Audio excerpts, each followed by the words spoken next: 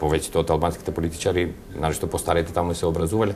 Тоа не, значи тие линкови помеѓу албанците во Македонија и Косово, тоа се објективни линкови. Што значи дека кога вие би биле до Рабока, не би користеле тие линкови за да извршите притисок врз Македонија? Во секој случај.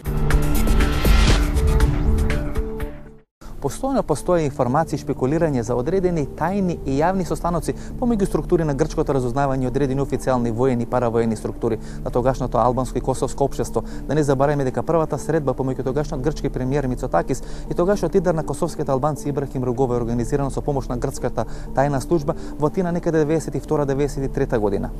Исто така постојано постоја шпекулирање дека во текот на тие конфликти 99 и 2001 година информациите на грчките разузнавачки служби на одреден неистражен до крај начин стигнуваат до структурите на ООН и до структурите на УЧК, се говори за големо количество на грчко оружје кој има завршувано на Косово и во Македонија, на крајот на криштата и таа линија на трговија со човечки органи проаѓа помеѓу Грција и помеѓу Косово.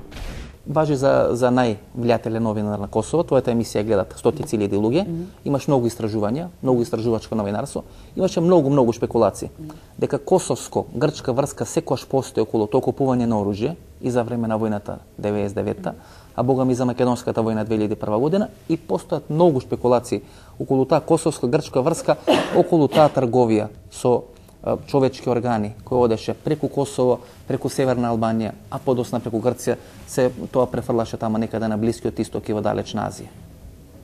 Дали имаш нека информација на таа тема?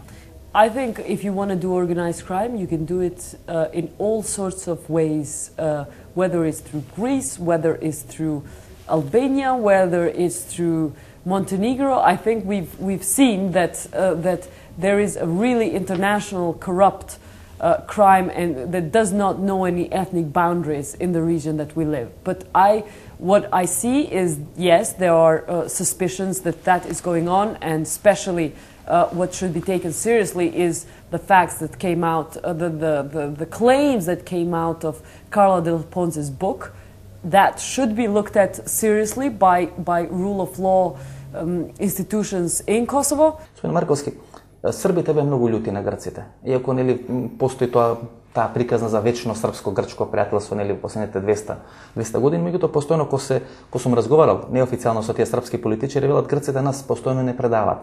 Токму во однос на прашањето со Албанија. Кога ние се боревме за целосно и независно Косово, грците пред 10-12 години први исфрлја таа теза и теорија за поделба на Косово на северно и јужно, ако не се лазам. Јорго Папандреу беше. Подоцна вела дека во текот на таа 99-та година кој е бомбардирањето, а и подоцна 2001 кој е кај нас, грчки разузнавачки структури се поврзани со ООН и со АНА, им дават одредени информации. Дали вие имавте такви сознанија? Прво сакам да кажам дека во тоа време не секако, подоцна јас ги имав тие сознанија, проучувајќи и анализирајќи ги документите. Меѓутоа сакам да потенцирам дека без оглед на било какво пријателство во меѓународните односи, сепак основата ја има интересот. Според тоа, Грција, без оглед колку е пријател на Србија, си го гледа собствениот интерес. И од тука не е ништо зачудувачко што и преку нејзина територија се одвива нападите врз Србија од страна на НАТО структурите и што таа доброволно го отстапи својот воздушен простор за тоа, како впрочем и Република Македонија. Значи и Република Македонија во тој смисол си имаше овој собствен. Дури велат Србите дека дел од грчко оружје има завршувано во Косово и на Албанија. Значи никош не беа докажани тие сомневања. Дури дел од нашите структури велат грчки разузнавачки структури работат за потребите на ООН и на АНА. Им дават одредени информации во текот на 2001 година.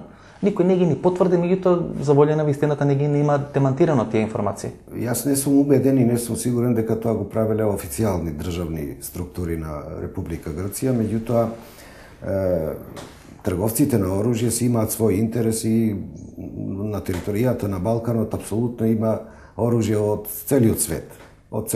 Баш од целиот свет. И тоа не е воопшто чудо невидувачки, ако можете да најдете во било кој дел на Балканот оружје и од запад и од исток, значи трговијата на оружјето си работи и интересот е во тоа.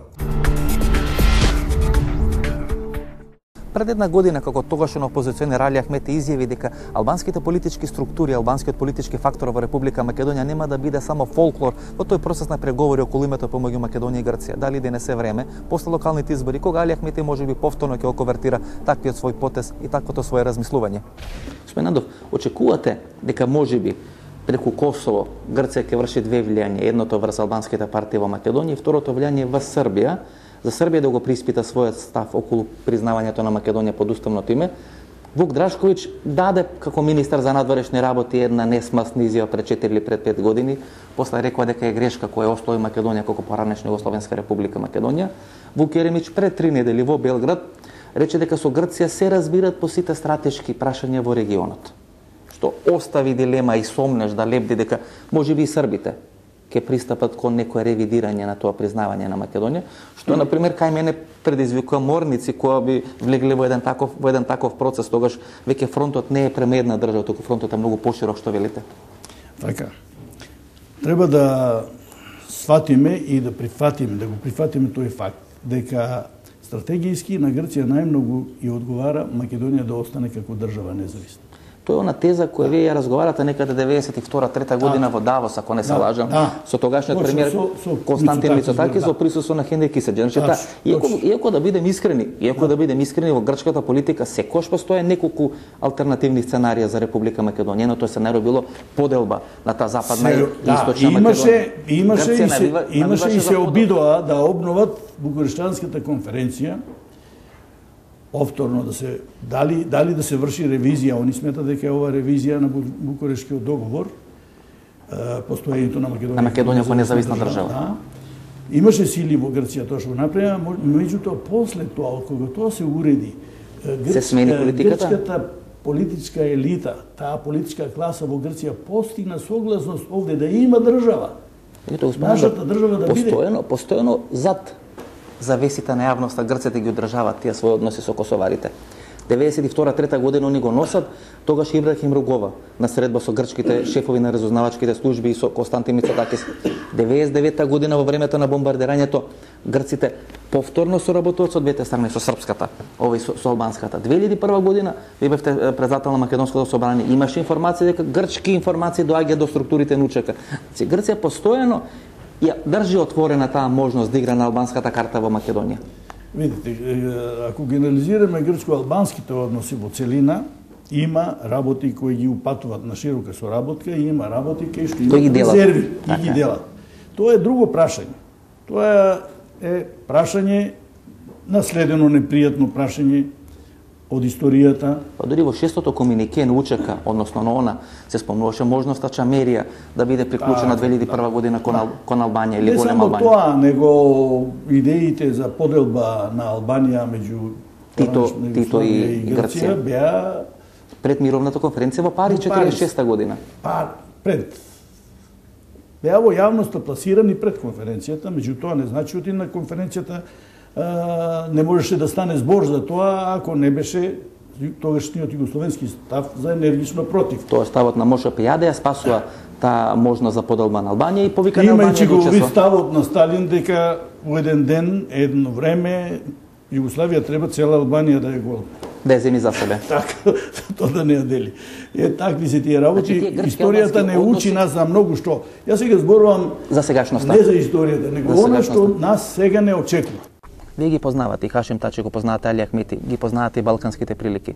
Би можел ли Хашим Тачи да влезе во процес на договарање со Дора Бакојани, за да може да изврши притисок, може би врз Али Ахмети, за Али Ахмети да биде многу потврд кон својот коалиционен партнер Никола Груевски во однос на тие преговори, разговори или како да ги дефинираме околу името и проблемот со името на државата?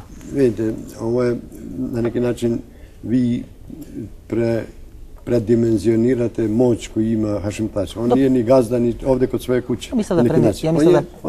Он е прај министар, он е овде. Да, ја мисля да пренеси порака, знаете. Се сретнал со Дора Бакојани да пренеси порака. Коме да пренеси порака? На Али Ахмети.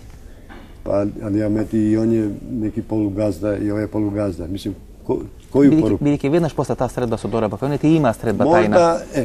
У неком смислу тактичком да, а стратешки не могу ништо да направи. Значи тактички они могат да се договоре, да одложи, ако хоче Грчка да купи време, они могу да купи уште неко време овако преку овие договори. Јас сум Васко Ефтов, ова беше емисијата во Центар на Канал 5 телевизија. Вечерот, почитувани гледачи, можете да проследите нашата тема.